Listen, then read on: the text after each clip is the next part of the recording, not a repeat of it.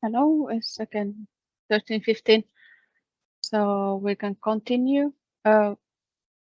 We have first a bit more experience from the Polish side from Mrs. Joanna Ancharska from State Water Holding Polish Waters will discuss agglomeration, and then we have Andrei Malovany from Swedish Environmental Research Institute discuss some options. But Hello. please go ahead. Thank you very much. I would like to my presentation. I hope it will be work everything. Tell me you see it or not. Yeah, it's good. Is it okay? Oh, that's Yeah. great. Because sometimes it's not working in my computer. I don't know why, but hello everyone. Joanna Ancharska, I'm from Water Polish. I will continue the presentation from Mr. Gruszewski. I don't know he's still here with us, but probably he will have to go soon.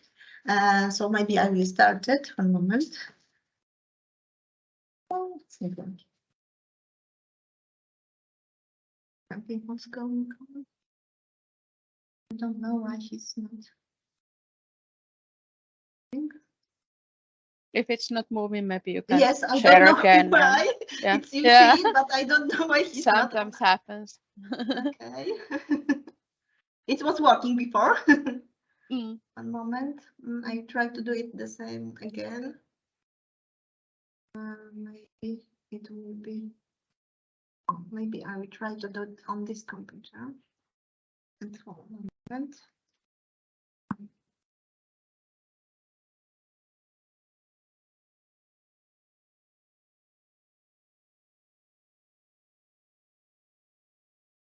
Clouds.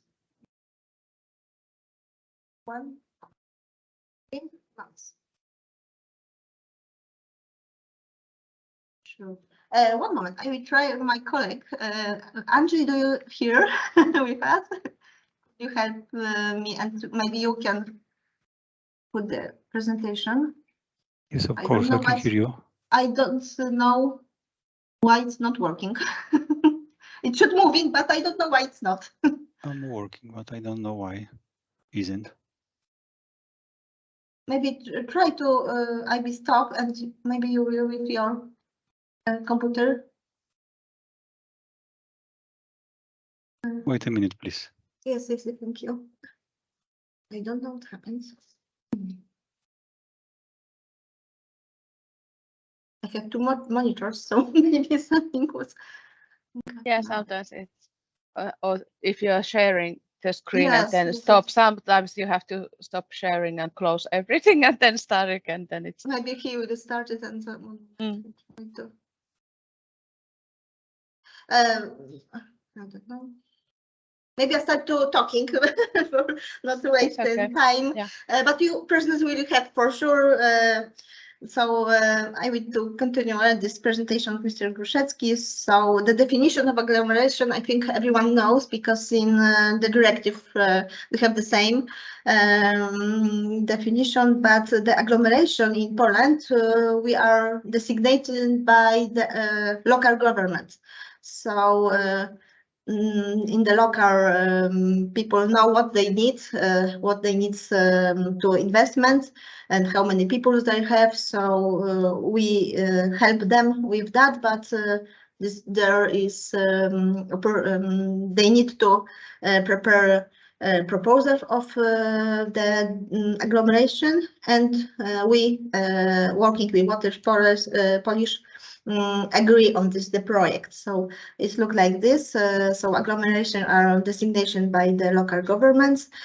We have the area of agglomeration is not always the same like the administrative area. So sometimes it could be only a part of the commune or the several commune. It depends of the situation, local situation. What I can say, we have about 27 million people in the agglomeration, and we have about 97.8% of them using the collecting system. So we have many people collecting that using the collecting sewage system. But the problem in Poland is this individual proper system. So we talk about tanks or the household sewage treatment plants. So it should be not more than 2%. So this is the problem to correct the designation of the agglomeration, to know that this area should be the collective, should have the collective sewage system. So I think this is the most problem for the Polish agglomeration. And I think that Mr. Gruszewski told that in 2020 we have about 765 agglomerations which didn't achieve the requirements from that directive. So this is the problem, but most of them have about 97% of use collective sewage system. So this 2% is for us a very difficult. I'm sorry, I will tell my colleague that he try to do something. Andrzeju, zrobiłeś może? Coś ci się udało? I don't know. Maybe I'll try to again. Just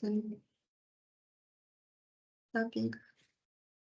Maybe I'll close all the presentation and try to do it again.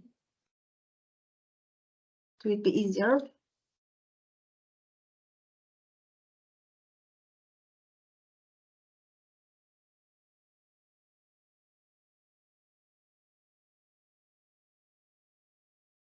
And hope you see it. Yeah, we can see the first slide. Yes, and I'll try to do, because when I use the slide, it's stopping, and I don't know why. Maybe I will try to show you. We can also say like this. Like this, okay? Because yeah. I don't know, it's not working. It will be easier. This is about the agglomeration I talk, and we have 1,524 agglomeration. Like I said, in all Poland, we have, of course, areas much more, like Warsaw. It's like here. And I will tell you, maybe it will be better. Okay. What can I say more? The people equivalent, of course, is also from the directive. And in Poland, we use waste of wastewater from the load from people. So it's inhabitants of the agglomeration, the load of industrial wastewater. Of course, it's covered in PA, and wastewater from people temporarily residing in the agglomeration, and it's hotels, some even hospitals. Like we have a bed, but we can use it for a long time. So these three components are the base of the people equipment which we use for the check how the biggest is agglomeration. Of course, we have on the picture that we the largest PE, of course, is in big cities, and about 50% of the all PE in the Poland is from big cities. So it's very important to have much more better treatment in this agglomeration. I think it will be the same in the Ukraine. So you have to look at this big agglomeration and decide what kind of investment you need to using, of course, the not only the treatment well sewage, but also the sludge, because the 15% of the PE is from these big cities. Next one. What I can say more, because like I said, most of the things was told before the economical problems. So I will try to not tell the same. But so it's very important to correct designation of the agglomeration. But we have in our agglomeration, we have like problems with concentration on the people that was too low to make investment economical reasonable. So we have many area that it shouldn't be in agglomeration from the beginning, but the local governments try to find the foundation for this investment, and later we have a problem with this area because it was too high price for people. Okay. I know that something. Okay. It's not a question, I think. So solution for us was cooperating with the local governments units, like you said before, but not only with data reporting, like we should have information every year. We have information from every agglomeration, and it's very important to have good quality of the data and continuity. So we can check how the agglomeration is changing. We don't have system. We use the Excel table, but every year every agglomeration send us information about what they do, what investment they finish, and we know that's however they are now. Of course, I said before that during the designation agglomeration, we agreed the project, which was proposed for local governments. And when we decided it's okay, the agglomeration is official, I don't know how to say that, working. That's I can say more. I think it's the aim is to achieve the complying with the directive, not only the investments, because with Poland was problem that we want to we have some vision of investment, but not everyone think it will be when we finish these investments we achieve the compliance. So this was the problem. So that's why it's the solution for cooperating in every steps is necessary to move on. What I can say more? How we try to help the agglomeration to decide this investment is okay. In 2014, we improved a minimum concentration ratio. It was about 120 people on 1 kilometer of the switch, new plant construction.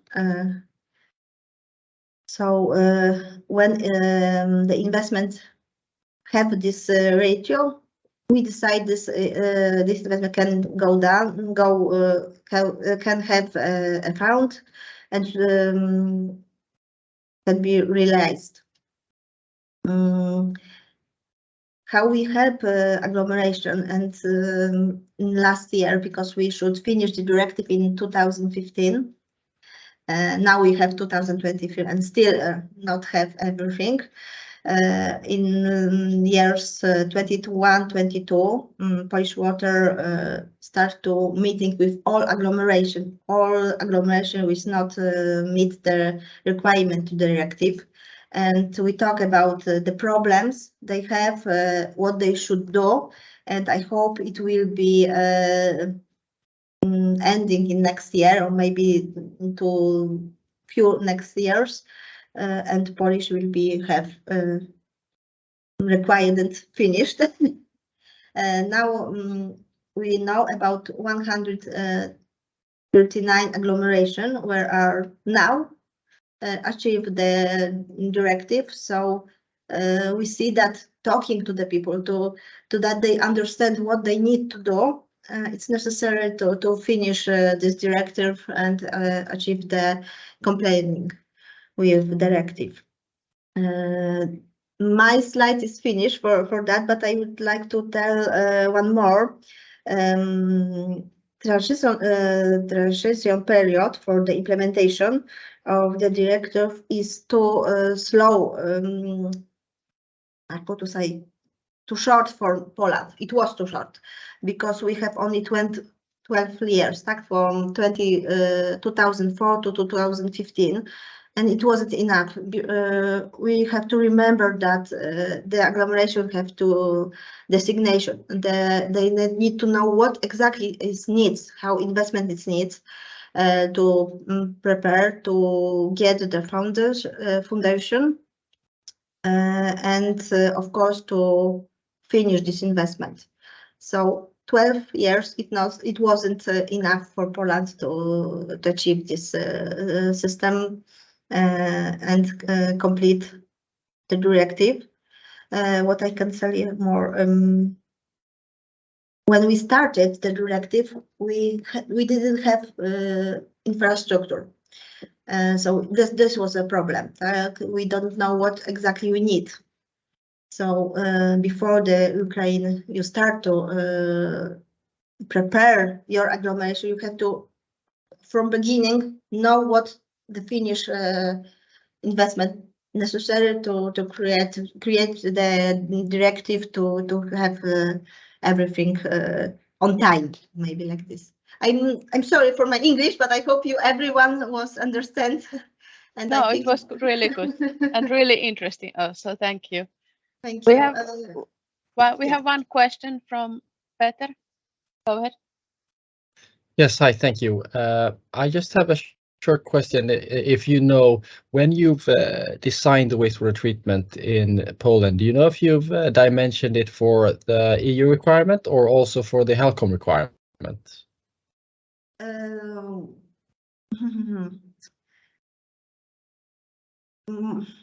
I can say that before it was when the Polish water became in 2018, we start to think about everything, or maybe Mr. Gruszecki, so I want to say that. If I may, as far as I know, when we plan any investment, whether it's a new collection system or it's a new wastewater treatment or it's just a modernization of the wastewater treatment plant, we tailor it to the directive requirements. The HELCOM is not legally binding requirement, so we see it. If I may say it, we have it on mind, but we cannot force an investor to follow the requirements of HELCOM. So the directive requirements are the minimum that must be met, and it has to be taken into account when the investment is being prepared. Now we have the revision of the directive, so probably it could be changing in the future. So we will see how it ends and what the directive for the Finnish will be have. Go ahead, Peter. You had. Yeah, so that was actually a follow-up question for me. Then, if you've followed the updated urban wastewater treatment directive, if you have any thoughts on what that will require from you, if that's something you're already starting to plan for that upgrade, and is that some major concern for you, or do you think that is something that you can handle within what you have in plan? I don't know if you are the best ones to answer the question, because it's a political one. I mean, the answer is a political one. Us in the department, we have some reservations on the directive, on the project of the new directive, because we see that our agglomerations, our communities, self-government, small self-governments have huge problems to meet the existing requirements of the directive. It's a strong financial and organizational burden for small agglomeration, for small ones, for big ones. And we are somewhere in the, I don't know if in the middle, but somewhere on the path, but not at the end of the path. And now the new directive is going to change the game, putting new requirements, putting new burdens, forcing us for new investments. We have strong concerns that it will make the tariffs, the water tariffs, higher. So finally, at the end, having such an ambitious vision, as described in the new text of the directive, we will have to pay more for water. That's what. But it's a political decision if Poland is going to accept it finally when the voting takes place or not. So we are observers or just users of the directive. We are involved in the implementation of it, and we share our concerns with ministry, but this is not us who decide.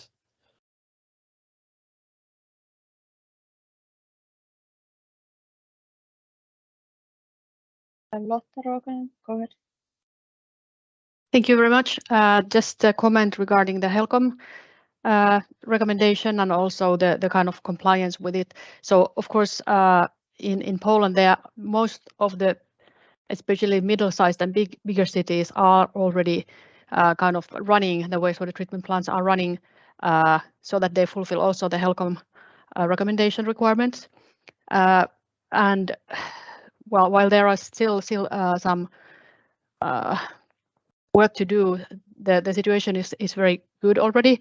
But I would maybe then comment or question related to the Swedish and maybe Finnish experiences, because earlier there was a discussion and description that for the smaller municipalities, the collaboration between them has been the key to overcome too high investment needs for single small municipalities. So how would maybe Sweden or Finland respond to the comment that it's not possible for the smaller municipalities or the cost will be too high for water? And then also, because that would be probably relevant in Ukraine as well. So would that be a key to overcome the too high investment needs? And another thing is that it's not always on the investment. As mentioned, I think it was Ari from Finland who mentioned that if you have the basic infrastructure, especially the sewage network, and then you have the treatment plant, it's not always about new investment, but it's always also quite a lot dependent on how you run actually the process. So quite a lot of improvement can be achieved also with, let's say, incremental additional either costs or workload or so on. But maybe to hear other countries' examples or experiences would be nice. Thank you.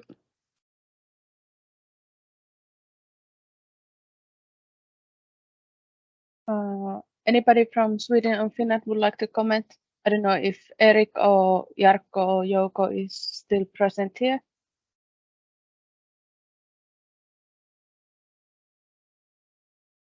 If not, then Przemysław, go ahead. Thank you. I'm not from Sweden. I'm not from Finland, but I'd like to say some final words from me, final words to our Ukrainian colleagues, because I will have to jump to another meeting in 10 minutes. Unfortunately, I cannot stay till the end of our seminar, but I would like to say some few words, few lessons, first lessons for decision makers. I mean, Mr. Tutski, and representing the governmental administration, and for smaller communities, hromadas. And if you allow me, I will say it in English, then I will switch to Polish to have it understood maybe better by those who does not speak fluently or they have limited knowledge of English. The crucial point in this process, in investments, in reporting, in planning process, is data. You have to know what your territory, what your agglomeration is. We face situations here in Poland where our self-governments, communities, they do not know how many citizens they have even. The number jumps from one report to another with no reason. So this is the first point. Now in Polish jest bardzo istotne, żeby Państwo pamiętali o danych. To, na czym pracujecie, co przedstawiacie, jest podstawą do tego, żeby właściwie w dobry sposób zaplanować inwestycje, zrealizować je i żeby one przyniosły efekt. My widzimy w Polsce, że niektóre z naszych gmin nawet mają problem z określeniem liczby mieszkańców, jaka u nich jest. Te liczby się zmieniają z raportu na raport, z roku na rok, a my nie wiemy czemu. Jak pytamy gminę, gmina też nie wie czemu. The second point is cooperation between communities, hromadas. You can create agglomeration, or you can invest, or you can plan your projects together. But the crucial point in such a situation is that it should never be a temporary cooperation, just for investment. Sometimes it happens in Poland that a number of communities, they have one agglomeration, they create one agglomeration officially, they apply for funds, perform investment, and after 5 or 6 years, they say, okay, we do not need the agglomeration anymore because the period, the time period that it was necessary to keep the results of the project has just ended. So no one from the European institutions is going to check whether the project is still on or not, and if the results are visible. So we do not need agglomeration. Agglomeration is not for investment, it's for management. One of mistakes done by our self-governments, our communities, is the short vision. I mean, they just look at investments, at their needs, just in those 5 or 6 years periods ahead, only from financial points of view. And now in Polish, exactly the same thing. Jest istotne, żeby państwo, hromady współpracowali ze sobą. Aglomeracja, inwestycje, oczyszczalnie ścieków to mogą być wspólne i powinny być wspólne projekty. Wtedy jest taniej. Tylko że ta współpraca nie może mieć charakteru jednorazowej współpracy, krótkiej współpracy. Muszą państwo brać pod uwagę, że wspólny projekt nie jest projektem na 5 lat. A u nas często w Polsce gminy, które decydują się na wspólne projekty finansowane ze środków Unii Europejskiej, po 5 albo 6 latach mówią, że oni już nie potrzebują ani współpracować, ani tej aglomeracji nie potrzebują, ponieważ okres trwałości projektu, z którego inwestor jest rozliczany, już się zakończył. Projekt jego efekty miały być widoczne przez 5 lat, 5 lat minęło, koniec współpracy. I wtedy gminy zostają z jedną oczyszczalnią ścieków, ze wspólną siecią kanalizacyjną i zaczyna się wojna. Kto jest gospodarzem, kto jest właścicielem, kto powinien płacić za wodę. And And one final sentence. We have an agglomeration in Poland. I'm not going to name it, but there is one. There are 5 communities in the agglomeration, with the main one, the biggest one in the center. It's like a solar system, and the others are located around the city. Some years ago, they've decided to organize the wastewater treatment system together, and they have one enterprise. They share parts of it, but it's a common enterprise for the whole agglomeration, for the communities. They realized modernization of wastewater treatment. They constructed new pipelines and the sewage collection system. And 2 years ago, Joanna will know better, but probably 2 years ago, something has broken in their cooperation. What happened? Money, because the city, the main one, the biggest part of the agglomeration, claimed that his citizens and guests who come for holidays to the city should pay less for water and sewage than guests, tourists, or citizens, the communities located in surrounding area. So it's just, you can imagine, it's a situation where it's not only for your own citizens to make their life better, but in the same moment, this is a struggle for tourists. We would like, the mayor of the city says, we would like to create better conditions for our guests from tourists, because we would like to have more of them. And we don't care about the rest of agglomeration, the other communities. It's their own business.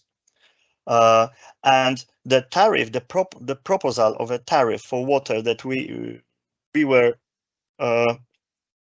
sent to for approval, according to the tariff, the difference between the main city and the rest of agglomeration was 1 to 3. I mean, the 100% was for, let's say, 10 zlotys was for citizens of the city, 30 zlotys was a price for cubic meter for the rest of agglomeration. So this is a situation. This is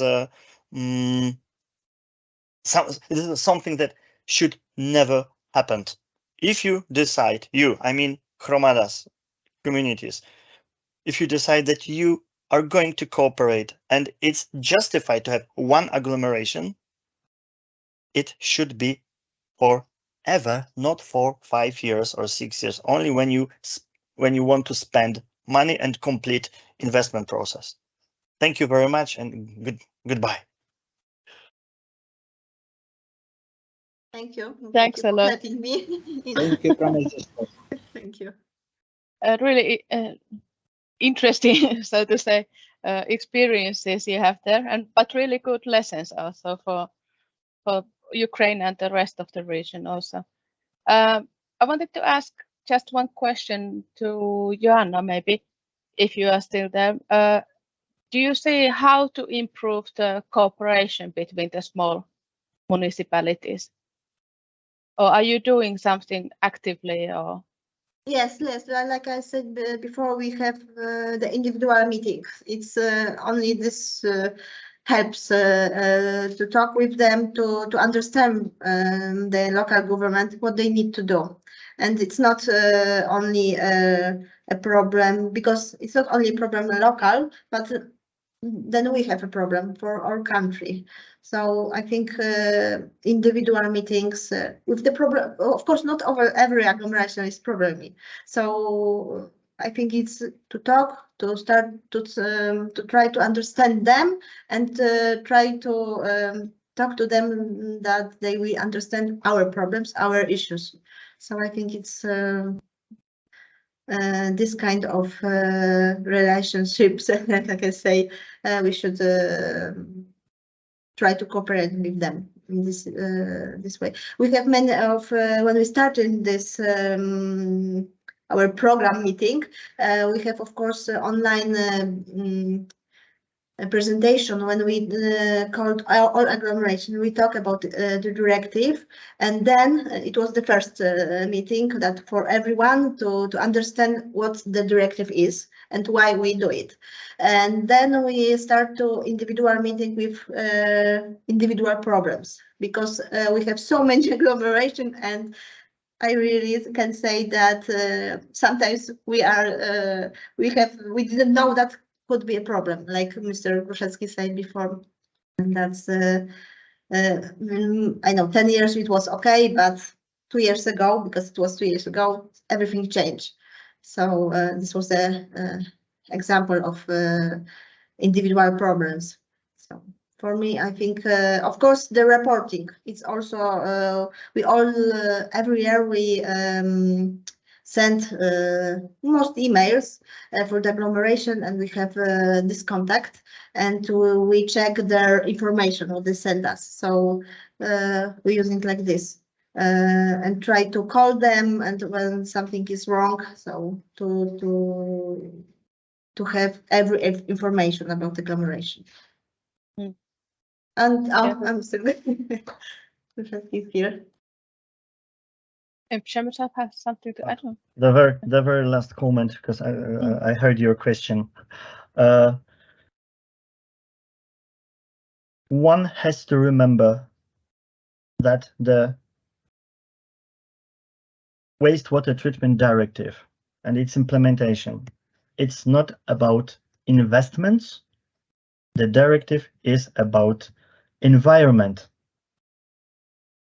So the aim, as we already we have said today, the aim is not to invest. The aim is to meet the requirements to protect the environment.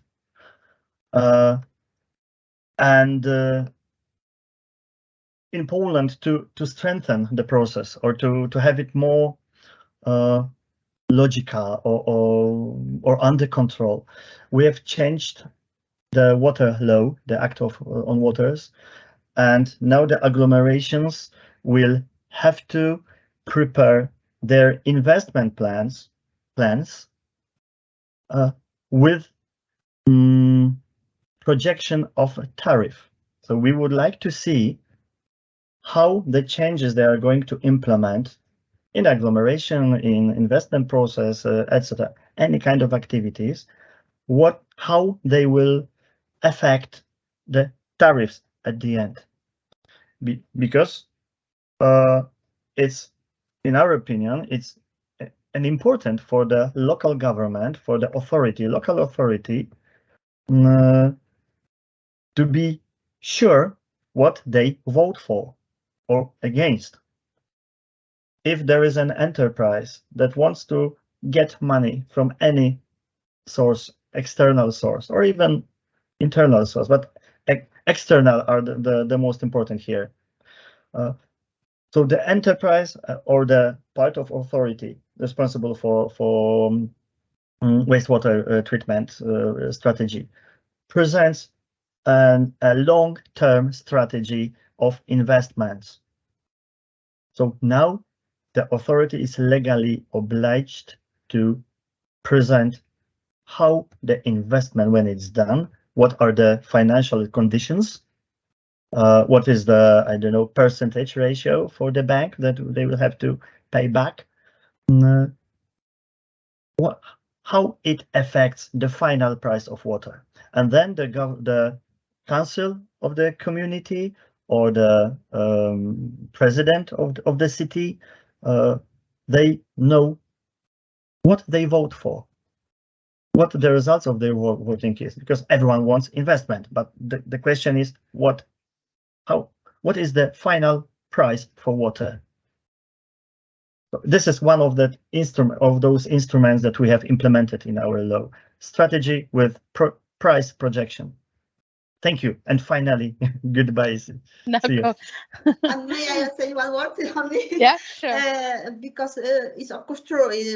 We don't have because it was 1 year ago this law, so we will see how it works. But what you should look about not all money is from Commission, and this is what we have to remember, because we have about 50% is from Commission, and the rest of the money, another 50% is from the local authority. So we have to remember that that's not all money will be given, or maybe let's say.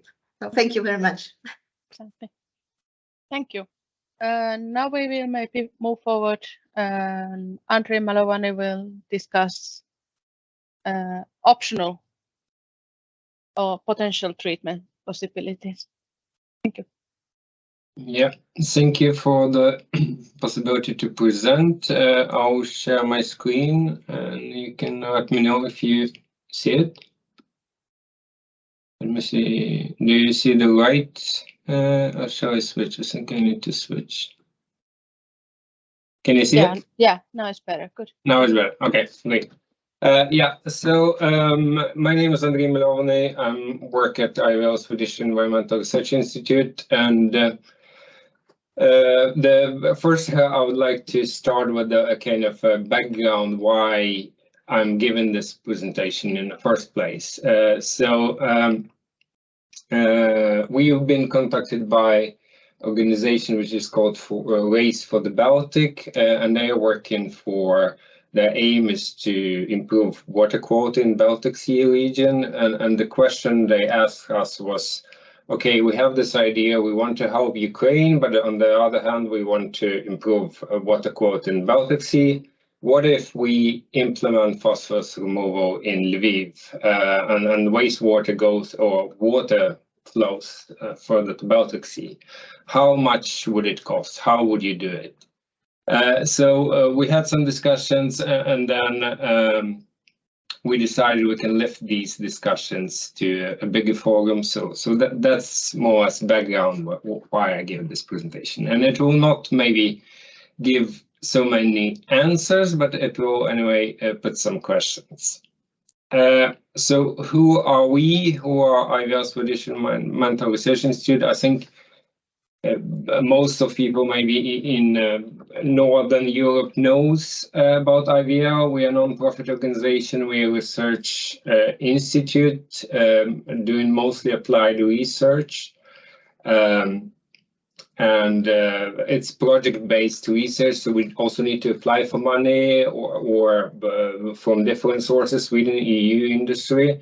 And also we do consultancy, so we don't have like our own money to implement things. We do wastewater related research on pharmaceuticals, residue removal, PFAS removal, biogas production, advanced treatment processes, greenhouse gas emissions, recently about nitrogen removal in cold climate. So it's more like a high level or advanced wastewater treatment we work with. We have also a research facility where we can test different processes. But the other thing of our kind of activities, which not everyone knows, is the international work. We have offices in China, India. We supervise the process design of 5 new wastewater treatment plants in Mumbai. We work in Bolivia also. So it's a mixture of research and implementation. And usually I work in these kind of more advanced wastewater treatment processes. As some of you maybe could guess from my name, I'm originally from Ukraine. I'm actually coming from Lviv. I did my PhD in Sweden and then moved permanently 2013. So this question came to my table and we had the discussions. So I'll present what I know about the city, about the wastewater treatment plant, and briefly about the possibilities. So Lviv has population of 700 to 720,000 before start of the war estimation, and then it was estimated that another 150,000 moved to the city when the war started. It's located at the watershed between Baltic and Black Seas, which means that there are no big rivers where you can rely on dilution of wastewater partly. It's a combined system, so a lot of rainwater also comes in. And regarding the legislation, there was a new law on wastewater handling, which is to be implemented, but there the requirement is actually only secondary treatment and for agglomerations which are bigger than 2,000 persons equivalent. So no direct requirement for nitrogen and phosphorus, and it's a little bit similar to European legislation, and there anyway can be a requirement on nitrogen removal or phosphorus removal, depending on which water it's discharged to, and if it's used for drinking water, fish farming, and something like that. And there is a new strategy on wastewater treatment in Ukraine, and there it's written that the aim is to have nitrogen and phosphorus removal at 10% of wastewater treatment plants until 2032. So it's yeah, you can look at it if it's like a challenging aim or less challenging, but it's much less than it's in Europe, at least in European Union. So wastewater treatment plants, there are two parts: 100,000 cubic meter per day, 300,000. There was some reconstruction in 2007, financed from Sweden, from SIDA, on step screens, aeration, sludge dewatering. Sludge dewatering, as I recall, is not working. After that, there were some problems with that. Then 2017 was initiated a new project, big project on sludge digestion and dewatering. 2020, the supply was selected, and the planned startup is June this year, but I think that time plan has shifted several times. And as I understand from the discussion with the Race for the Baltic, the problem now is that the breed chambers need to be reconstructed before the biogas project can proceed. And it's not clear if reject water from the digestion will be implemented or not, if it's inside the boundaries of the project. In general, I was there at the plant last time, 2016, I think, and it was extremely bad condition of mechanical installations and quite bad state of concrete basins. And the process is only aerated steps, no extended nitrogen and phosphorus removal. So phosphorus removal, how can it be done? It's not like rocket science. It's quite easy thing.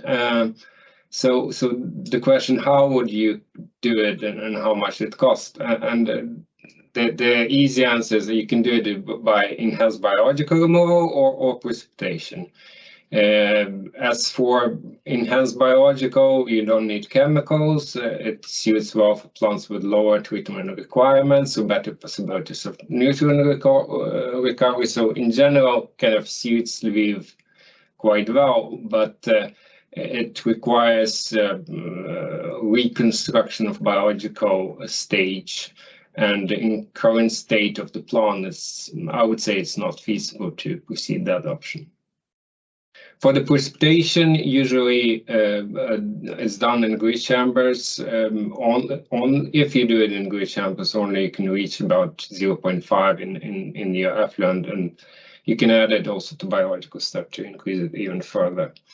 And it's also quite a simple process, but the main question, I think, which needs to be lifted is which precipitation chemical to be used, and like where to get it, how to make sure that this dosage can be managed by the local budget or external budget during the coming years, because the cost of chemicals can be way higher than the actual cost of installation.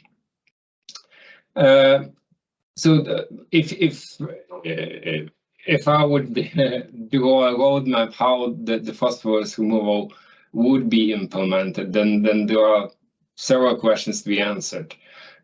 First is what is already financed in the current sludge project? What is the realistic time plan for those activities? If there are some phosphorus removal already planned, then it needs to be looked upon so you don't collide with those activities. What are other planned activities for near future? For example, total reconstruction of the plant would be the best option. I know there was some discussion, I think, even with Polish side on some loan to reconstruct, but that question needs to be answered also. How does the plant perform right now? And mainly, the main interest is removal of suspended solids, because that's where your phosphorus end up in, and you want to be sure that it's removed also. And the key question here, as I already mentioned, is what precipitation chemical to be used. So really, to go forward, probably need to do a market or feasibility study and look on that question better. So, and that could include several questions. For example, is it done at any other plant, wastewater treatment plant in Ukraine? Which chemicals are used there? Where did they get it from? Is it local? Is it imported? What are the prices and so on? And then other question, which is could be also lifted to more state, national level, is availability of local precipitation chemicals, both in short and in long-term perspective. So the mostly used chemicals in Sweden here, and I think in general in the European Union, is one is iron sulfate. It's a wastewater from titanium oxide production. I think in Norway they do it. And then so that's a waste. It can be get for quite low price. There was titanium oxide production in Ukraine previously before the war, and depending on when you define the beginning of the war, but it was in Crimea and also in other parts, so it might be available.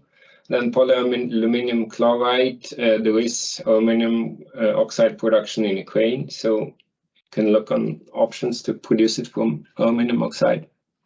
And other iron-containing chemicals can be produced from some products of steel industry, even if maybe it's not done yet now.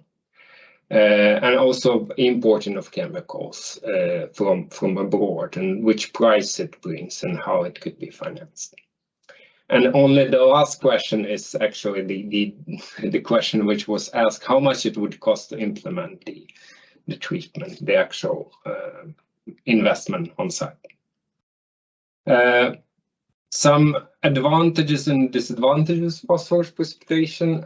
First is, as I told, there were many people moved in, that the plant was in bad shape. So if you precipitate it early, then you decrease your organic load to biological step. And then with that, you kind of unload the plant and possibly improve secondary treatment. I already mentioned about unload biological step. Then, of course, if you have lower biological or BOD loading, then you have lower aeration need, both cost savings and energy savings. Then, of course, the big driving force is lower phosphorus discharge, both for surface water quality and also to discharge to Baltic Sea. Possibly lower smell due to binding of hydrogen sulfide, but it also depends on chemical. High primary sludge production, which can be better for producing more biogas when the new plant comes to life. And also you can decrease the hydrogen sulfide in the sludge processing depending on the chemical. It could be example for other cities where wastewater treatment plants. Someone has to make the first step, and it would be a step towards compliance to EU treatment quality standards. And there are some disadvantages. First one is high, the same as actually as advantage, higher primary sludge production. But if you don't have sludge treatment, then you will end up with more sludge, and sludge handling is problematic right now in the city already. Then you can have lower nitrogen removal because you precipitate lots of organics which binds nitrogen. And then of course, if you make like a point solutions, then you lose a holistic approach maybe. So maybe in few years when the decision on the reconstruction is taken, then you kind of already have your infrastructure not in the right place. So the question is if it's worth to implement anyway as a first step and not waiting for bigger reconstructions, which no one knows when they will start. And then the last disadvantage is, of course, increased treatment costs as chemicals and can be partly balanced by lower electricity consumption. So that was the answers to the questions which were actually given, but and I asked, is that enough? And they said, not really. Would like to see some numbers also on how much you can remove and how much it would cost. So I took the opportunity to also show a bit better picture of Lviv, so you don't think it's just a old wastewater treatment plant. It also can be quite nice.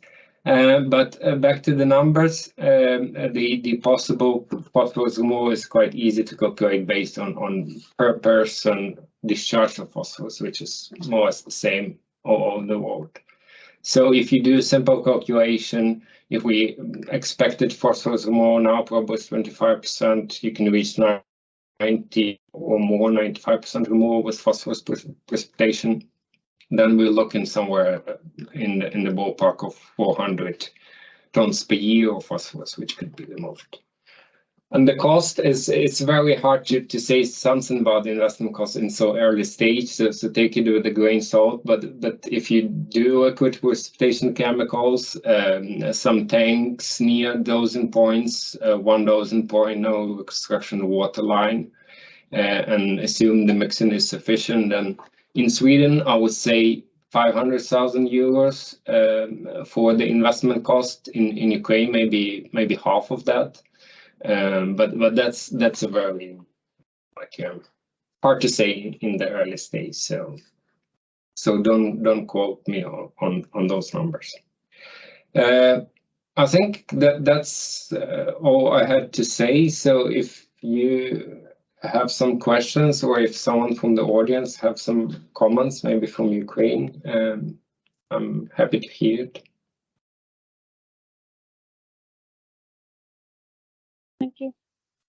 If there are no questions, so we can move forward. We are quite far behind in the schedule, but we also will not have. Де ви ці дані брали для презентації? Where you have get this data for presentation? Which data do you mean? The slide with roadmap for phosphorus removal.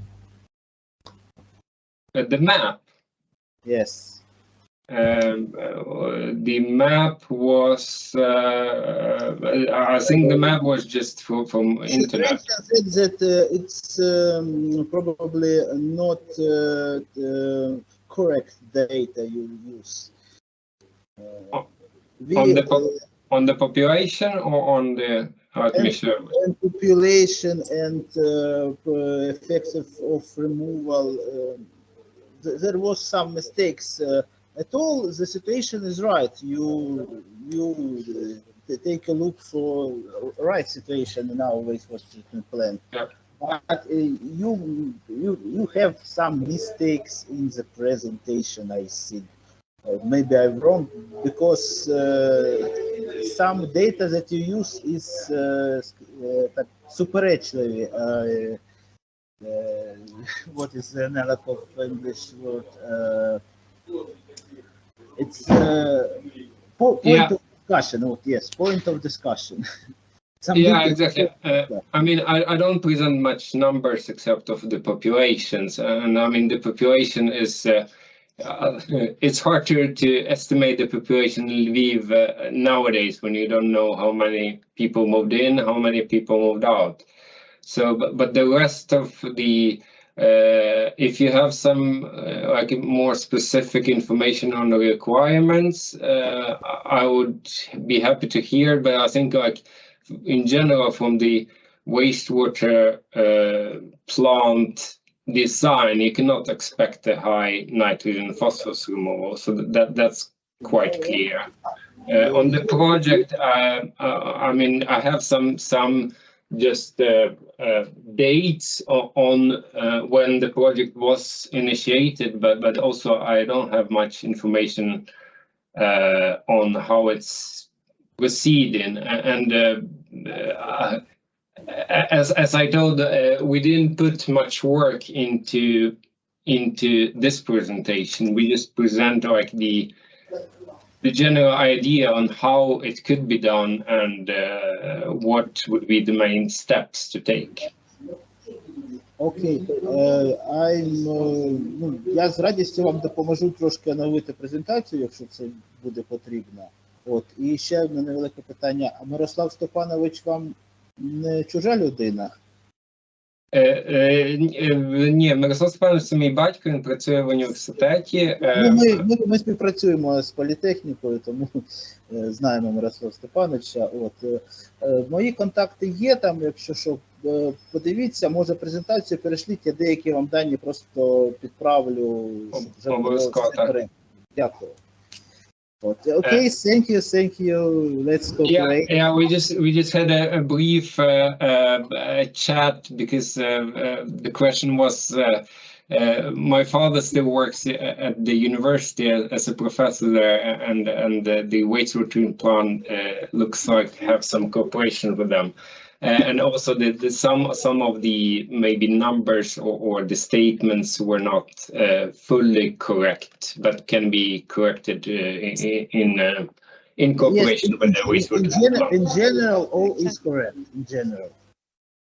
It was overall really good presentation. I think it shows a way forward or at some options for future. So now we move forward. We will have short presentations from two projects. First of all, Agnieszka Ilona will present Baltic Smart Water Hub and also Empress project that they are running now. And after that, we will have presentation from Nutri water project, but Waterman has had to cancel today. So we will make up for some time that we have lost. So don't feel in rush, and you can go ahead with your presentation. Thank you, Agnieszka. Okay, thank you very much, Elsie, and good afternoon also on my behalf. I'm extremely happy that I can present today, and I was invited to this event, and I was able to listen to all the interesting speakers before me. I'll try to share my screen, but because I have two screens, you'll have to help me. Please let me know that you can see my screen properly, yeah? Now it's in the different mode. If you Let's check it. Yes. Yeah, exactly. And the first. Yeah, good. Now it's the proper one. Okay. So thank you so much once again for inviting me. And in my presentation, I'm going to tell you a little bit about our network, first of all, as I represent a network of cities, and then a little bit on our activities. So how we foster or increase the cooperation in the Baltic Sea region through our network and between the cities. And as an example, exactly the portal with best practices called Baltic Smart Water Hub, as well as most recently launched project on the water, actually wastewater management embedded. So a few words about organization. My name is once again Agnieszka Ilola. I'm the Deputy Head of the Secretariat at the Union of the Baltic Cities Sustainable Cities Commission. UBC is a network of cities and municipalities from Baltic Sea region. As you see, actually the full list on the map, it's a bit small, but I hope you can still see a little bit of the countries and the cities. So we are around 70 member cities from 9 countries from the Baltic Sea region, and we work together to tackle challenges and promote the local achievements related to social, environmental and economic development of urban areas. As you see, pretty recently, we have also one of our associated partners newly joined is Vilniansk. So we warmly welcome them in our network, and we hope also that more cities will join us. We know that at least the city of Kramatorsk and other cities have extended their call for partnerships in our network. How we work? We work in 8 different thematic commissions, and we focus on sustainable development, on urban planning, on youth, culture, also safety, education, and business. I'm representing the Sustainable Cities Commission, which is one of 8 commissions, and we are located in Turku in Finland, this beautiful building, yellow building. It's where I'm exactly sitting at the moment. And our commission is supporting the development of clean, resilient and attractive urban environments, which mean that we deal with the environmental aspects of urban sustainability. What is very important for us, we have a mandate and our strategic framework in the UBC Sustainability Action Program, where our member cities have recognized the most important topics for joint work until 2030. The Sustainability Action Programme has 5 core topics with respective proposals of actions for our member cities to work onwards until 2030, as I mentioned, and one of them being sustainable water management, so water smart cities. And because this conference mainly focuses on the water, I will not go deeply into the cooperation in other topics, but mainly I will talk a little bit about how do we cooperate in the water field. So we have recognized that our joint objective for our work is the healthy and sustainably managed water ecosystems. And what it means actually for our cities where we join and focus our attention and our work is that we would like to have a significant reductions of pollutions of the Baltic Sea. Baltic Sea has always been an important factor connecting our cities. Many of our member cities are on the coastal zone, and therefore the reduction of the pollution and restoration of the good water quality of the Baltic Sea is in the essence, of course, of our work. And therefore we strongly cooperate with the Baltic Marine Environment Protection Commission, called also HELCOM Commission, to strengthen the implementation of the Baltic Sea Action Plan, which leads the main activities and path the way on the improvement of the state of the Baltic Sea, with most important measures shortlisted. Our cities also would like to work on their on other water bodies, urban water bodies, so protecting the ecological health of receiving water bodies, being it rivers, streams, and the sources of drinking water like groundwaters and wetland. This aspect is extremely important, and that's how we build our actions under this. We also recognize the importance of the stormwater management, proper stormwater management, integrated stormwater management. Due to the changing climate, we know we have too little or too much water, and therefore in the cities this topic has been extremely important. And then what is also very related to the stormwater is implementation of different nature-based solutions, be it blue-green infrastructure, for the better planning of our urban areas. This is a little bit about the focus in terms of water management, but how we actually cooperate and how potentially our cities, Ukrainian cities, and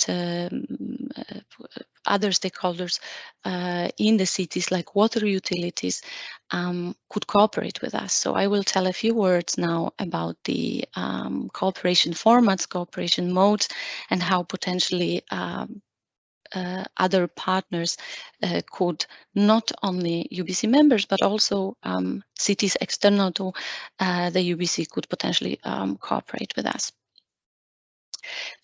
We provide an inclusive platform for cities to work together towards, as I mentioned, the resilience and green Baltic Sea region through exchange of experiences, through sharing of knowledge, and through networking. This is the essence of our work. We are organizing the different meetings, conferences, workshops, and peer exchange for different partners, depending, of course, of the scope and on the topic. On the slide, you can see, for example, a very successful format of webinars called UBC Talks.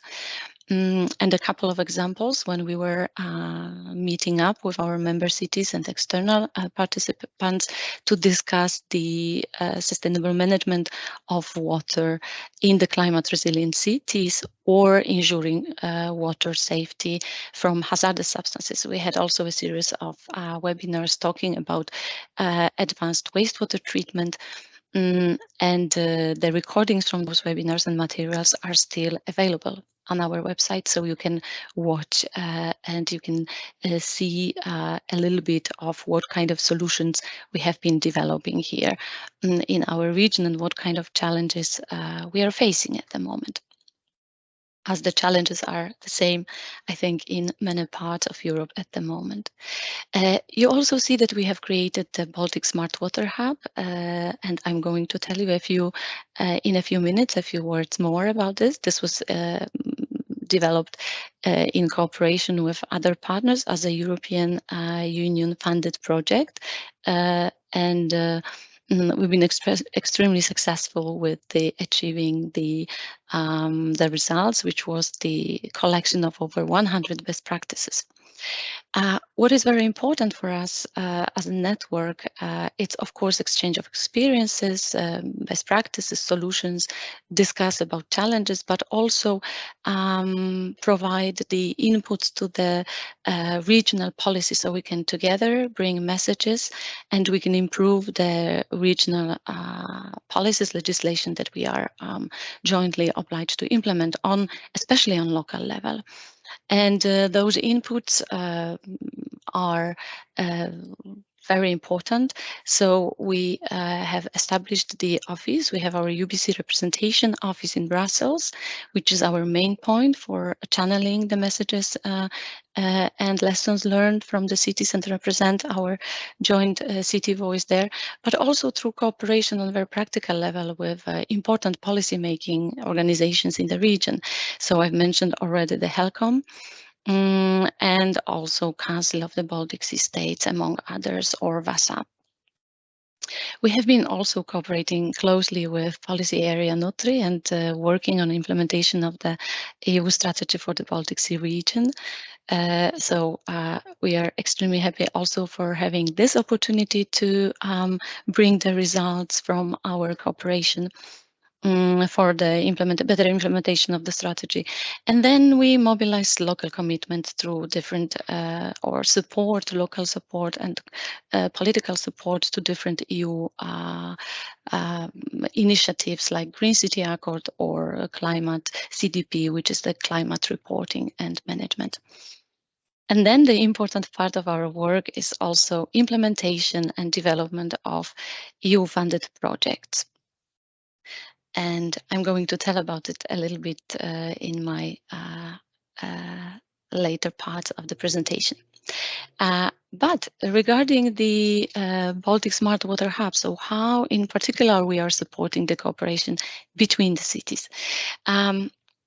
We have created so we are sharing the knowledge and best practices in sustainable water management. And for that, we have created the Baltic Smart Water Hub, which is an online portal at the moment showcasing over 115 good practices, technical solutions, tools, and innovations from 4 water areas from the Baltic Sea region.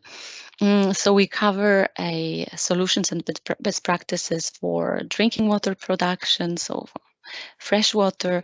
We are dealing with different solutions for sustainable stormwater management, be it reduction of urban stormwater runoffs or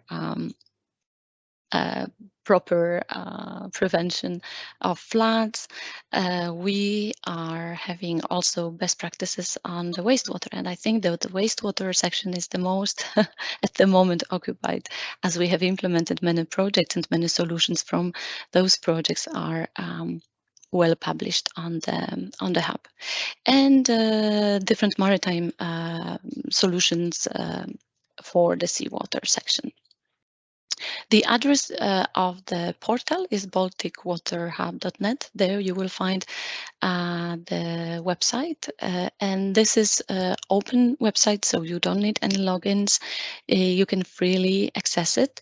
And what is also very important, you can also share your experiences through the website. So it's not only to learning from experiences that are already there, but also a possibility for any organization with a best practice or with a tested tool or a solution to promote this through our hub. In the hub, we have synthesized the results of 15 transnational water projects from various EU funding instruments. At the very beginning of this conference, we have seen possibilities for Ukrainian cities to join the different projects. So, for example, the Interreg has been there mentioned, as well as Life Plus and Horizon, but of course, not yet all funding possibilities are open. So the ones that we have been at the moment utilizing the most with our member cities is the Interreg Baltic Sea Region program, as well as Central Baltic program. But you will see also that it's not only the project-based knowledge, the project-based solutions, but also other sources. So meaning that organizations are submitting their cases just as they have found it very relevant, and not only as a joint implementation of projects. We have space in our hub. We have space for networking with 25 experts at the moment, supporting the hub implementation and ongoing activities. You can find the expert from specific field. You can contact the expert. Very often the expert they have provided specific cases to the hub, so we can also get a guidance or advice on some particular specific solution that you would like to or considering implementing at your wastewater utility or in your city. And as I mentioned, we are showcasing there the technologies, solutions, and tools for water themes. You can actually find in the hub a specific case, be it a good practice, be it an innovation or technical solution or tool through our extremely user-friendly search, where you can pre-select whether you want to case from the specific sector or from specific country, or maybe by a specific topic, be it a sludge, phosphorus recovery, advanced treatment, nutrients removal, energy, or maybe drinking water production. As I said, it's a source of inspiration for you when you are planning maybe optimization at the plant or a reconstruction. You are searching for some specific technology and you are looking for possible peers or counterparts that have implemented similar technology and would like to learn about experience from that trial of implementation. You can find the content in the hub, and it can be the first entrance for you for further exchange on the topic. So there are also examples of small and large-scale investments. Many of presentations today, for example, from our colleagues from Turku, can be found in the hub, as well as the other examples from other countries like Sweden, Denmark, or Finland and Poland. Apart from best practices, you will find also the funding instrument, possible funding instrument for your project or for a small investment or optimizations.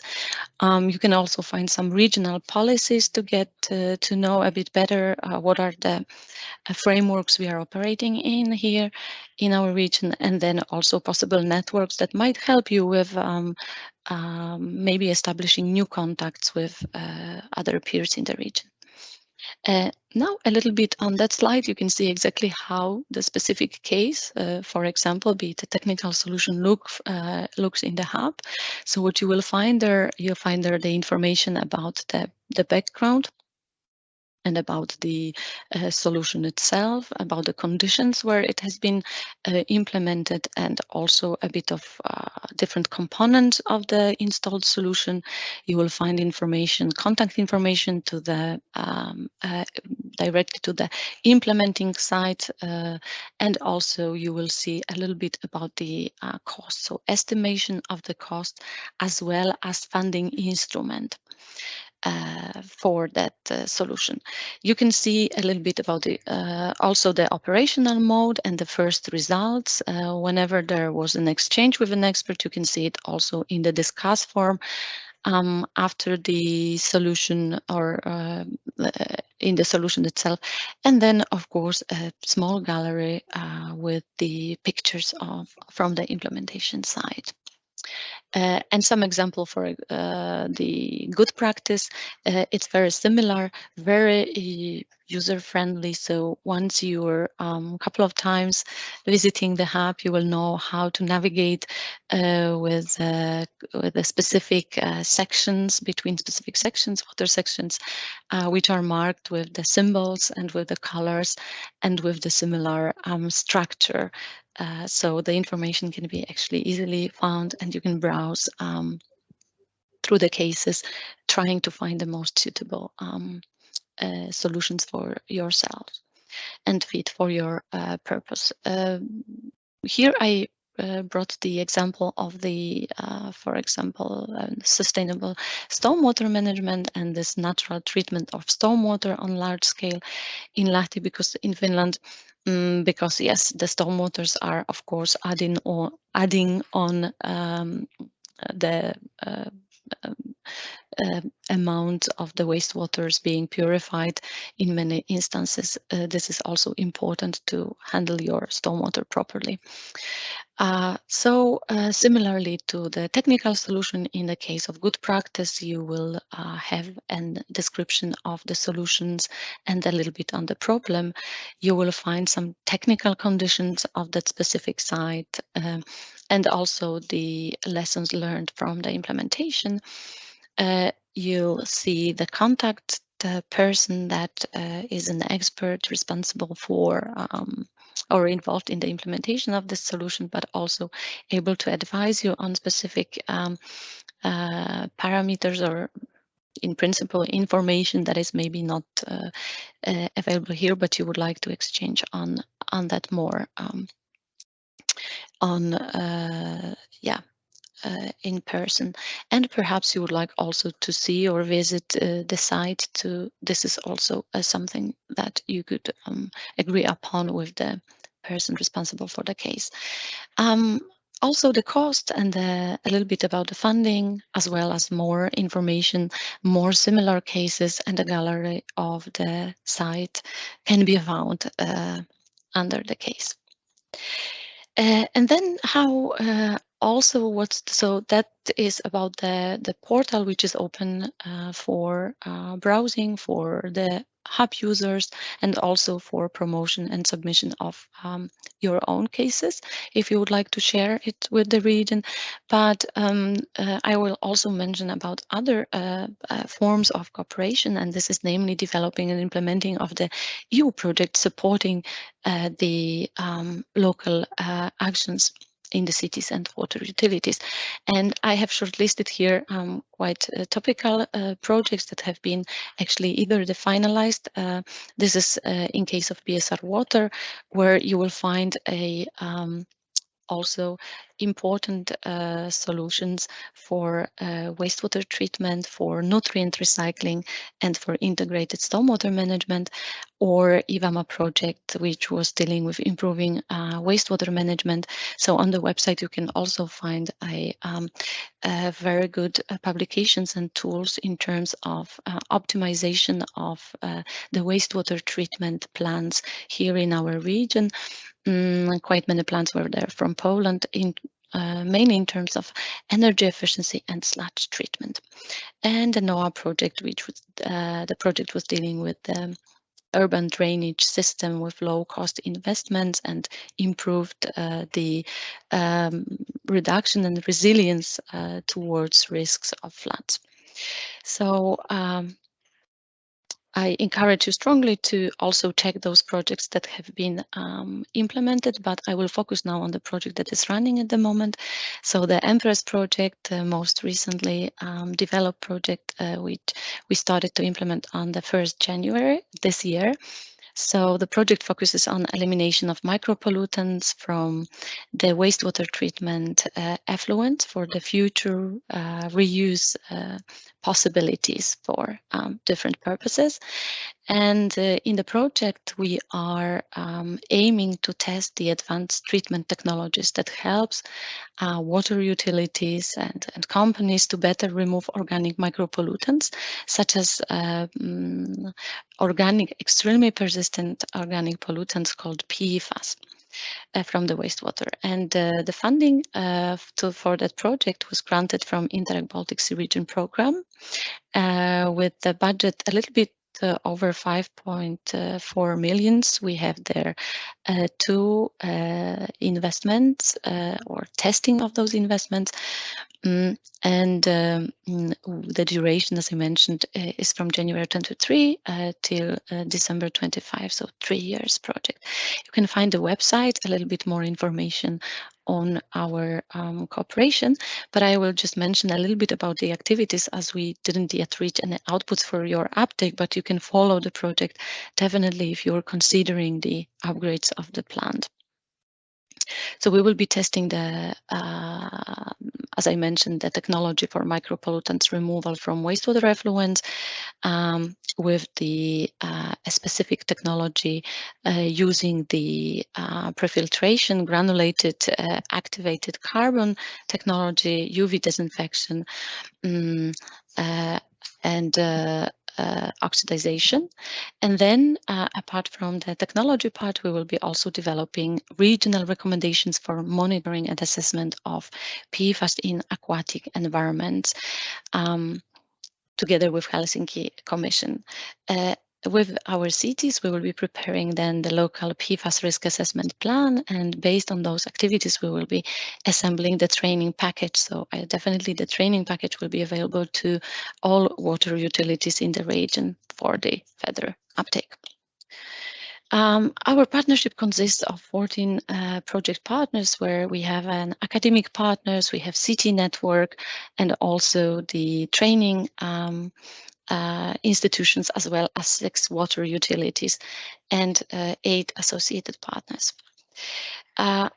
And then my last slide, actually, how we are also supporting the cooperation here in the region, especially where also the external partners and members not being UBC members are also very invited, is the organizing of the networking and exchange events.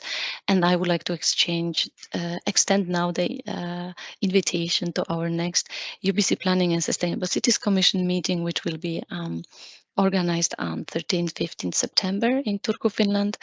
Registration is at the moment open with the aim to discuss how to revitalize urban spaces connected to the Baltic Sea.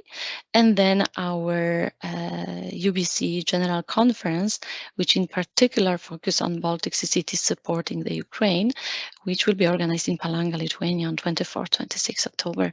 Registration is also open. And I will stop here. Thank you so much for your attention. Thanks a lot, Agnieszka. It was really interesting again. Are there any questions, or we move forward to the next presentation? If nobody's asking anything, we will move forward. So Paula, please. Your turn is now. Yes.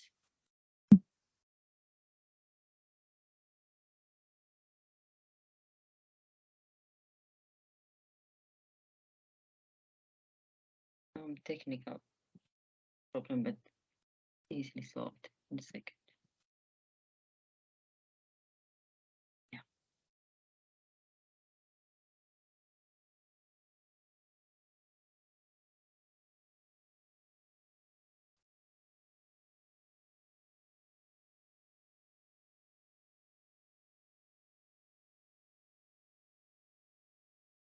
Okay, do you see my presentation?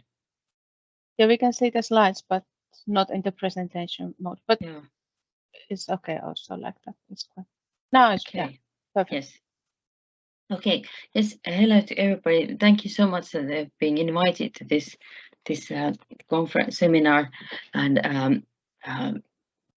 glad to be presenting our project. So I represent Central Balticum, and we are taking care of the communication of the Nutri water project. Unfortunately, Clara Ram, who is the leader of the project, couldn't be here, but maybe I'll be able to present it in a proper way. Okay, so for many who are working in the Baltic Sea region area, this is very like a familiar thing. But anyway, so Nutri Water is a project funded by Interreg Baltic Sea region, and from their thematic areas, it's water smart societies, and it's under the priority 2, like Empress is also. And our project challenge is disclosing water circuits by recirculating nutrients and water and using them in nature. So we focus on testing and analyzing how water could be reused in a sustainable way. But we also try to raise awareness of reused water, and with that increase the acceptance of it. And our target groups are naturally like owners of water, so municipalities who are like the owners of water utilities, I mean, and then the infrastructure, so the handlers of water. And then also there's SMEs, and they are quite often the users of reused water in, for example, tourist locations. And therefore, we are contributing not only for PA Nutri, but also to PA tourism. And we have 5 countries represented, but then 8 countries represented by associated organizations. And like I said, unfortunately, Clara Gram, our leader, couldn't be here, but I hope that this works too. So Chamber of Economy Polish Waterworks is the project leader. And here is our project partnership, and like often it's there's very much of research institutions, higher education institutions, but we're happy to have also some small and medium enterprises, and naturally we have the infrastructure public service providers involved. And then we also have this list of associated organizations, but I think that we'll skip that. That's it in the presentation if somebody is interested. So we have a little bit less money than Empress, so 3.8 million. And then we started at the same time, only we had a bit of a problem in the beginning, so we were a bit late. So we are trying to reach Empress in the level of activities. Okay, so the Interreg Baltic Sea Region projects are always divided to these 3 work packages: preparing and piloting evaluation solutions, and then thirdly, transferring solutions. And here's what we are trying to do in the work package 1. We will actually have work package 1 and work package 2 meeting in a week's time in Kuopio, and there we are fine-tuning and seeing that how can VP1 prepare pilots that VP2 is doing. But anyway, so we will both naturally to prepare the preconditions or determine the preconditions for pilots, but also trying to identify business opportunities of and defining scope of functionality of water safe tool, which we'll be creating. And then we jump into work package 2, where the pilots are. So we have 3 kind of pilots: disinfection efficiency of reclaimed water, and then composition adjustment of reclaimed water, and then pilot 3, breaking barriers for reclaimed water use. And here the breaking barriers means mental barriers, like can reuse water, is it safe, is it okay, and trying to go over this yuck factor that it's reused water. And then we are preparing also the water safe IT tool and handbook on safe water reuse. And here are where the pilots are. So Savonia is involved in all the pilots, but then the pilot 1 is in Warsaw. Then pilot 2 is that's in Schwander.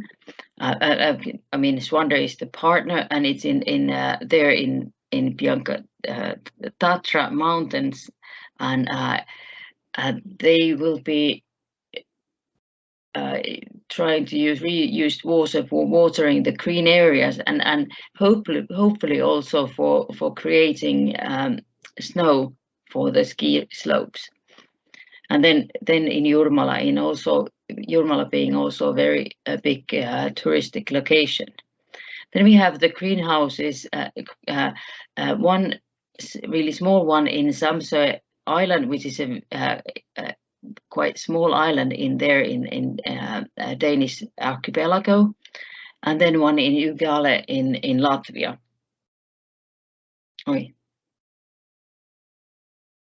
here, I wonder if you can see this full slide, because I don't see it totally.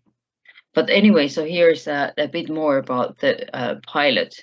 So the pilot one, where it's end of the pipe before disinfection, and they're using two different methods. This advanced oxidization, that's a difficult word, and then alternative disinfection methods, and then looking for different. Well, this is something that which I'm really not familiar with the lab testing, what will be done, and also one of the things that we need to decide in Kuopio is that which pilot could provide, which could be used together, which kind of pilots can be done in different places, that can it be added, and how can the results be work together.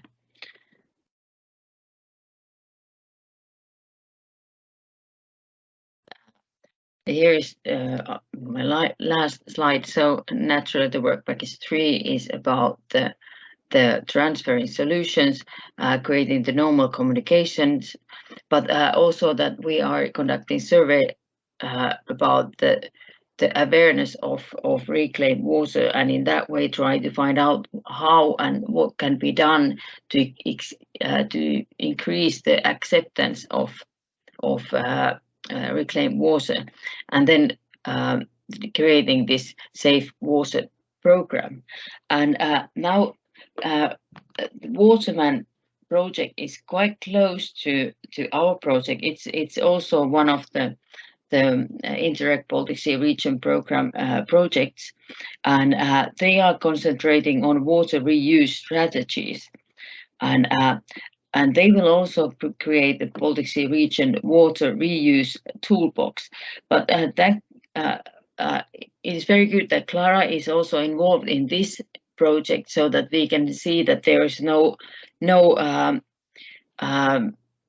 that our work fits together, so that we are not doing the double work, that it's rather more that what we do can benefit Waterman and the other way around. Our tool is more about self-assessment of municipalities, and then Waterman is geographically maybe a bit more focused on South Baltic area.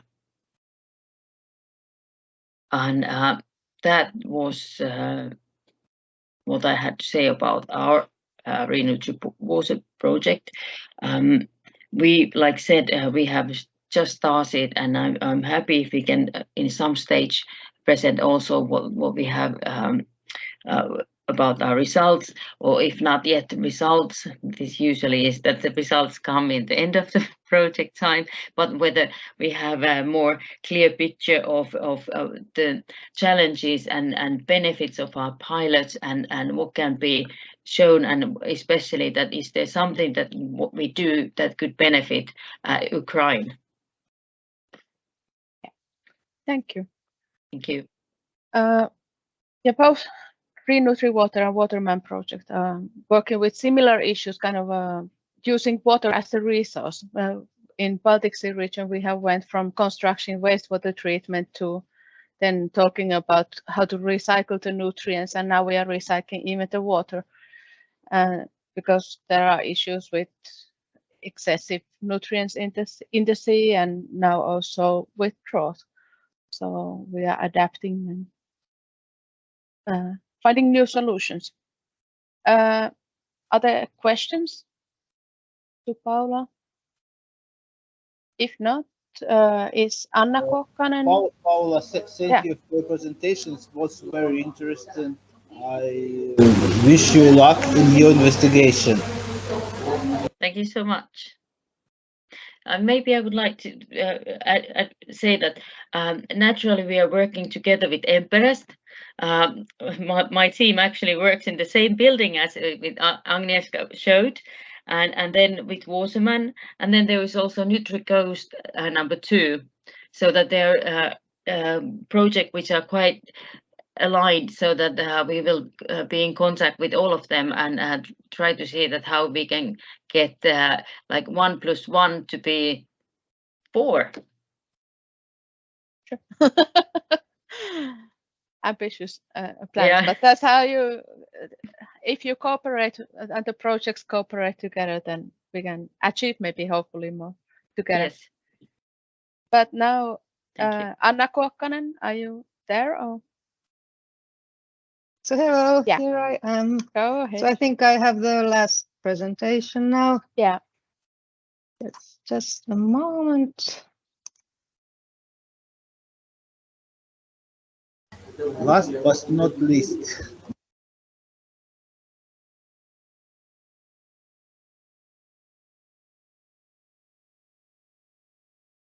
So I hope you can now see It's good. presentation and it's in presentation mode. Yes, so my topic is not directly nutrient removal, but pumping and treating wastewater consumes a lot of energy. And I'm going to talk about minimizing energy consumption and maximizing energy production. This presentation was actually mainly made by Christian Sahlstedt, the department director at the Helsinki Region Environmental Services Wastewater Treatment Department, and I'm Anna Kuokkanen, a project manager in the same department. So the Helsinki Region Environmental Services, it's owned by municipalities. We provide water supply, sewage, and we also take care of the solid waste management in the greater Helsinki region. And we have over 1 million clients. And our water supply and sewage services, they're funded by customer fees. Each year we produce roughly 80 million cubic meters of drinking water and treat over 100 million cubic meters of wastewater. The turnover is roughly 350 million euros and our investments are roughly 180 million euros per year. And we aim to be carbon neutral by 2030. And the wastewater treatment in the Helsinki region is strongly centralized. There are 2 large wastewater treatment plants. There's the Viikinmäki wastewater treatment plant, which is a bit my main topic here today, which treats the wastewaters of Helsinki and the kind of eastern municipalities of this region. And then there's the Bluuminmäki treatment plant, which treats the wastewaters of the western part of the region, and our owner municipalities are the 4 ones in the center: Espoo, Vantaa, Helsinki, and Kauniainen. So our wastewater treatment plants are, of course, quite large. The Viikinmäki wastewater treatment has a population equivalent over 1 million persons. It has been in operation since 1994, and when it started, several smaller wastewater treatment plants were shut down. And it's currently the largest one in the Nordics, but in Stockholm they are upgrading their largest treatment plants, so they will be able to treat more wastewaters than us. The wastewater treatment plant is completely built under bedrock, like the Turku wastewater treatment plant, which was presented earlier. And as yearly average, our effluent total phosphorus is below 0.25 milligrams per liter. And roughly 97% of the incoming phosphorus is removed.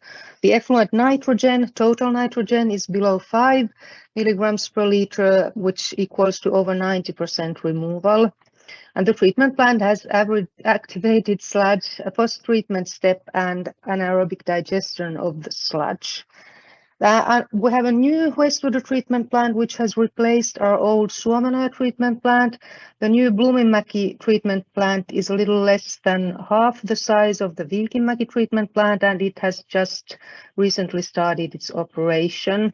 It's also built inside bedrock. It has an additional post-treatment step, so it will reach lower effluent phosphorus than Viikinmäki.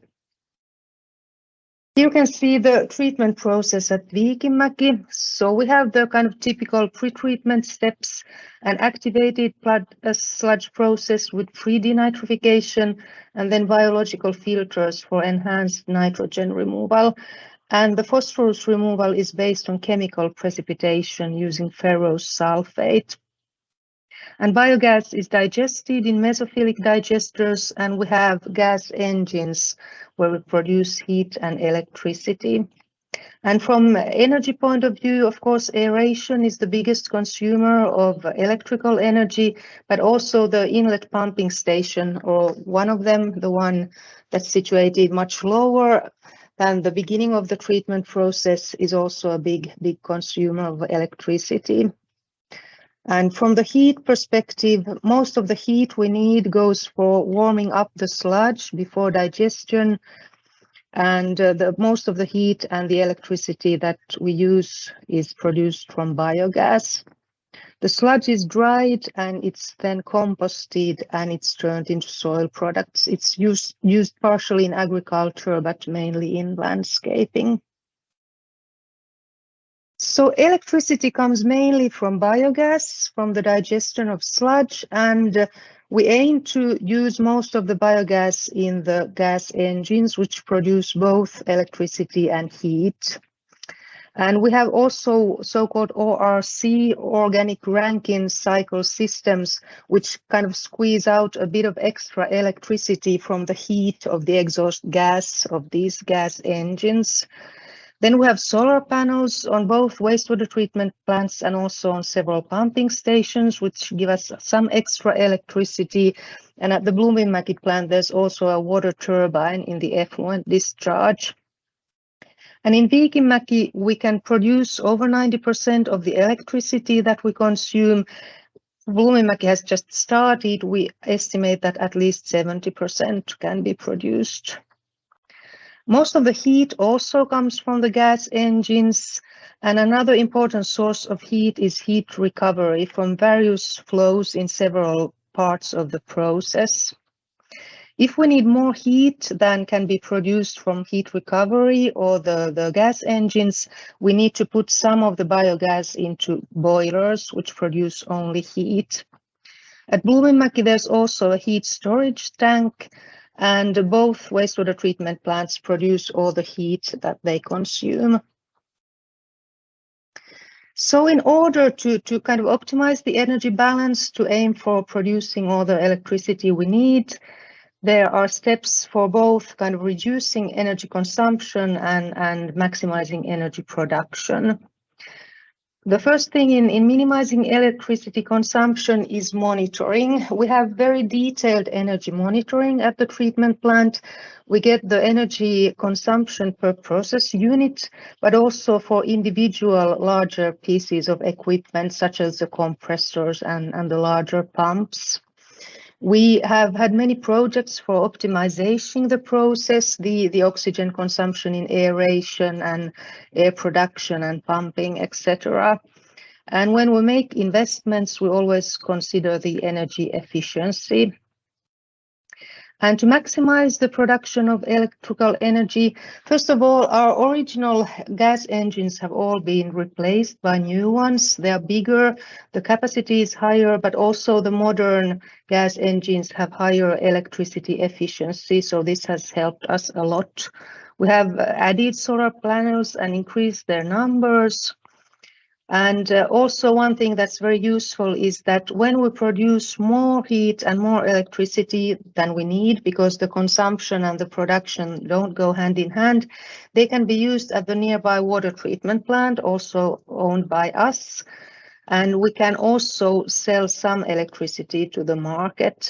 And that makes our energy production independent of consumption, so we can always maximize the electricity and energy production in general. And what we are doing now actually is that we optimize our electricity production based on the electricity spot price. So the price of electricity that varies every hour, we aim to maximize the production when the spot price is high, and when the spot price is low, we can store gas in gas storage and use more electricity then. And for the electricity production, actually the heat balance is also very important, because if we need a lot of heat, we can't produce so much electricity.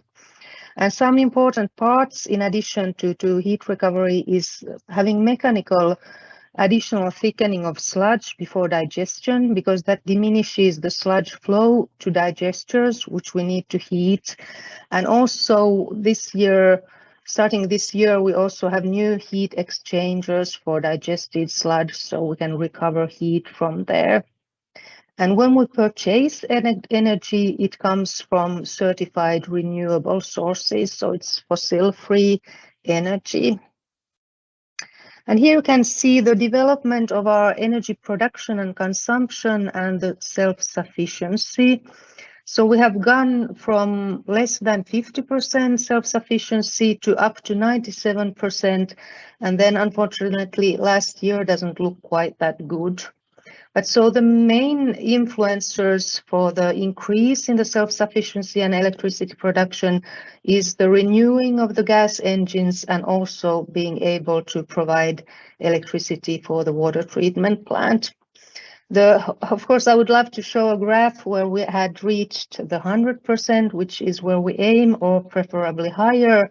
But the 22 is also quite interesting and shows the kind of delicate balance here. We have had some issues with our digester, foaming issues, maybe something to do with insufficient mixing, and it has led to a decrease in biogas production. But also we have not been able to use the mechanical thickeners for sludge, which means that in 22 we actually needed more heat, and we had to use the gas boilers more and would therefore produce less electricity. And here you can see an overview of energy here. So the sources are electricity bought from the market. Then there's the biogas produced from wastewater treatment. And then there are the air and sludge flows. So from the biogas, we produce most of the electricity and most of the heat that we need. And some heat also with the boilers. And then heat recovery is an important part of heat here. And almost everything goes to our own consumption, but some of it to the wastewater treatment plant, and a very small portion also to the market. Then in addition, it's not part of our own energy balance, but as in Turku, there are also heat pump plants operated by the local energy companies, and on a kind of municipality level or the level of the whole city, these have an important impact in the energy balance. So in both Helsinki, where the Viikinmäki wastewater treatment plant is situated, and in Espoo, where the Suomenoja plant is situated, the local energy companies have large heat pumps, and they produce a considerable portion of the district heating needed in the cities. And Helen is actually planning to build a second heat pump plant. Now, when I talk about self-sufficiency here, it's in average. So it doesn't mean that we are independent of outside electricity source. So I wanted to actually add this last slide here on coping with electricity shortages without outside electricity. So in normal operating conditions, our electricity and energy production is not based on consumption. We produce as much as we can. It varies based on the variation of the gas production, and the only optimization we do is based on the electricity spot price. And this means that on a kind of momentary level, the electricity that we produce, it can be from 50 to 150% of the electricity consumption at that moment. And our wastewater pumping stations, they use mainly purchased electricity and some electricity from solar panels. And so what to do if there's no outside electricity or its use is somehow restricted? So we have made plans to how we can temporarily decrease our electricity consumption significantly with the least impact on the effluent quality.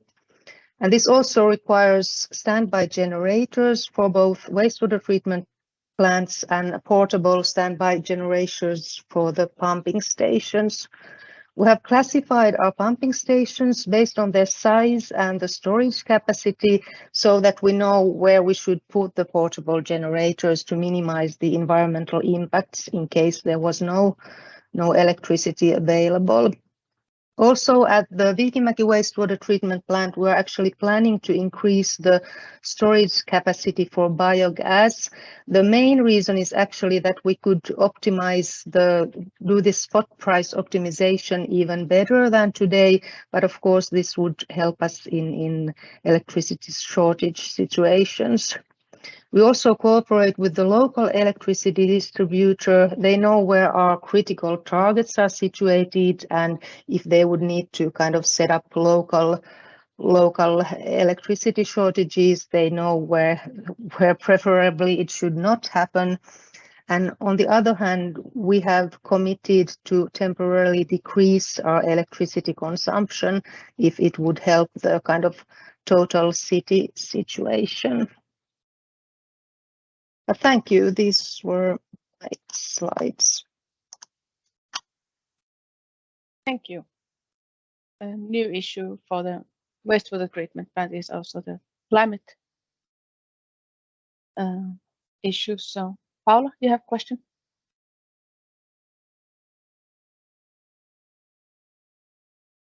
Paula, you have mic open if you. Sorry.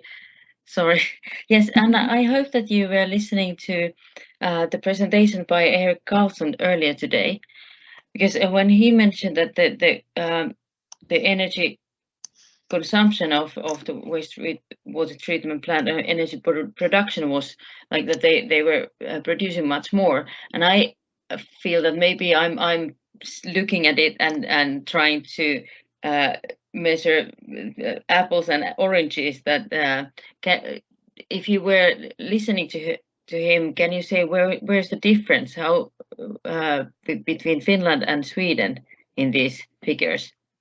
One thing can be whether you calculate the kind of effluent heat exchangers. So if we would kind of add the heat that is taken from our effluent wastewater, then the energy balance would be completely different. I mean, the amount of heat is very high. And another thing is also it depends on the quality of the influent wastewater, the BOD to nitrogen ratio, because you kind of get sludge and get energy from the BOD, while removing nitrogen consumes a lot of energy. And one thing is also how much outside wastes you take into digestion. So for instance, we get some grease from restaurants, grease traps, and they increase our biogas and energy production. So if a treatment plant has a lot of these, it of course can produce more energy.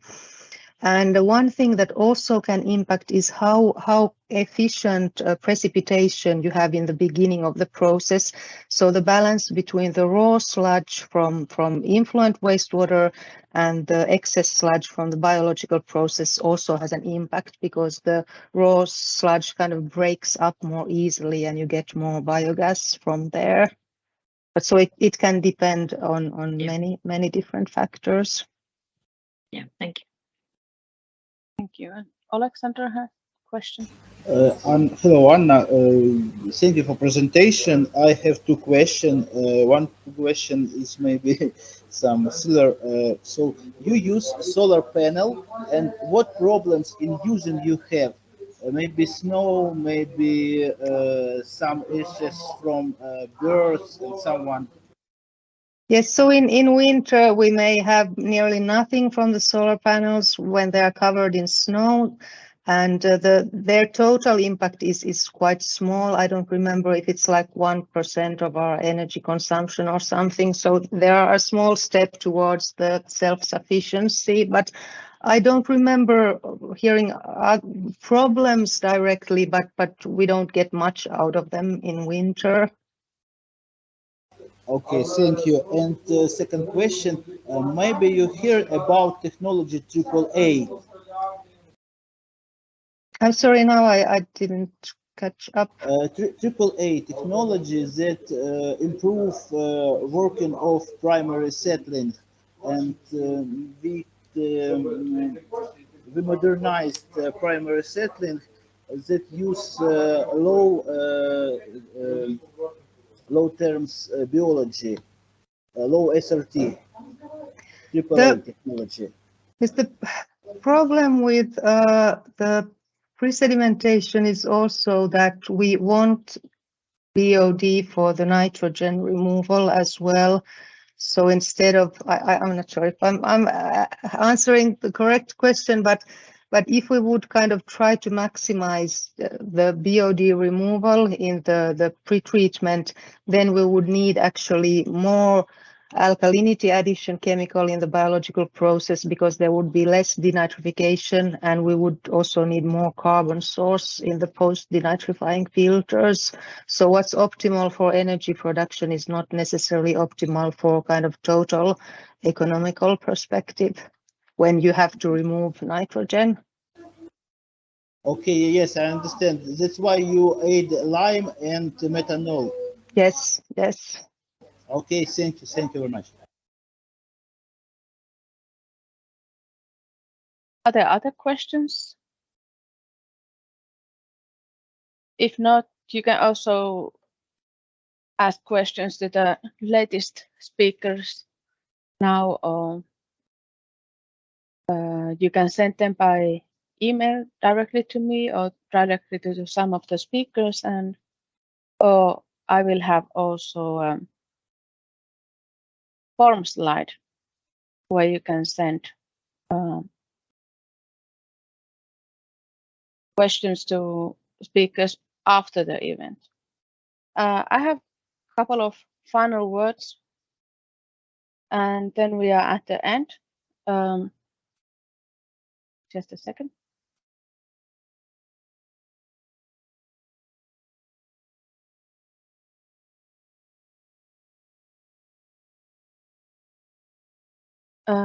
Couple of for the summary. I'm not going to go through the whole thing, but just to make some notes that the Baltic Sea region is really active, and we have a lot of projects, and we have countries that are further in the wastewater treatment sector in a way, and some are still a bit more developing, but we have really all gone long steps forward since starting. So there are good experiences, but also good experience that we can share within the region still. The wastewater treatment plants in Turku and Helsinki are really good examples of plants that are really forward thinking and have gone through a lot of active development over the years. And just to advertise one more time the Baltic Water Hub, there are a lot of different practices and solutions and innovations and so on that are already listed, and you can go through them all.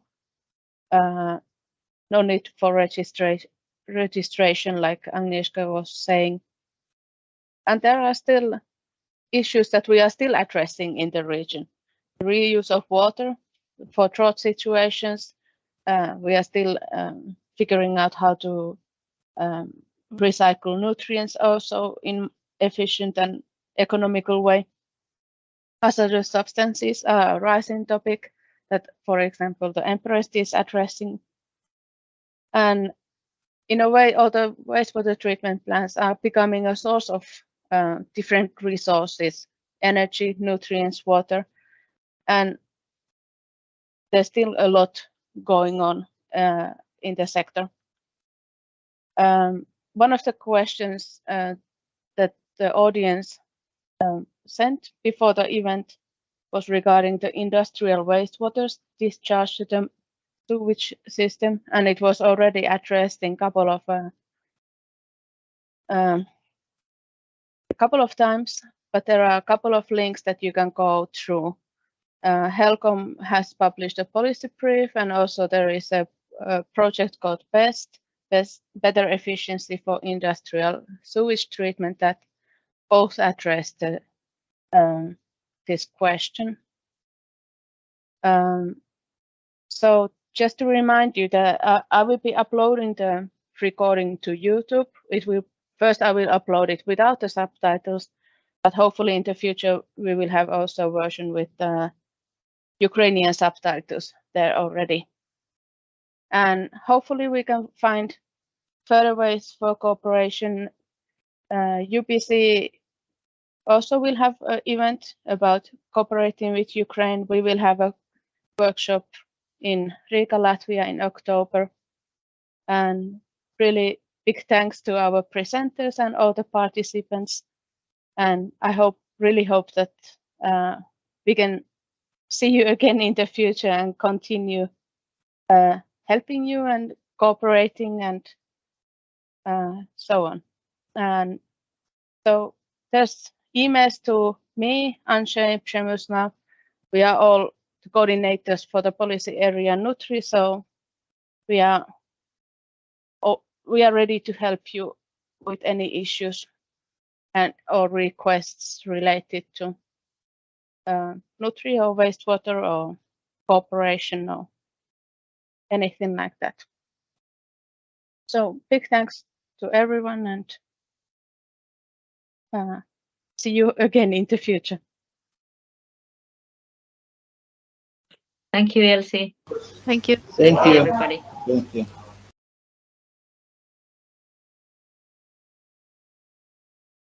Thank you.